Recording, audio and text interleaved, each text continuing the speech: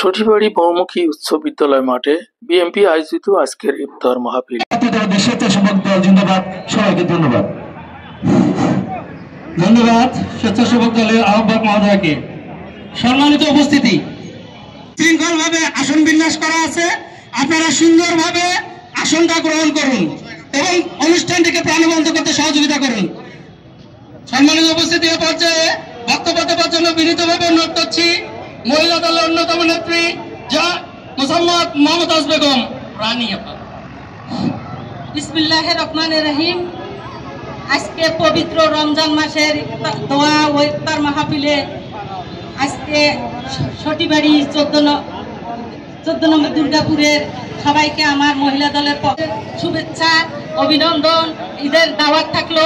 আপনারা সামনে আমাদের কঠিন একটা দিন আসতেছে। এই দিনে আপনাকে সবাইকে দাঁড়াইতে হবে। এই সরকারকে, অন্তর্বর্তীকালীন সরকারকে যেভাবে হোক, যে করি হোক, আমরা রাজপথে নেমে একে বাধ্য করাবো একটি ভোটের সরকার গঠন করার জন্য।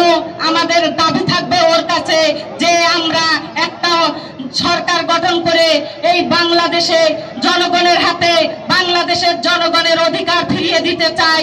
তাই এই বলে আমি আমার বক্তব্য শেষ করলাম। আল্লাহ হাফেজ। বাংলাদেশ জিন্দাবাদ। শহীদ জিয়া মরহম, খালেদা জিয়া জিন্দাবাদ। তারুণ্যের অহংকার তারেক রহমান জিন্দাবাদ। সবাইকে ধন্যবাদ। আসসালামু আলাইকুম।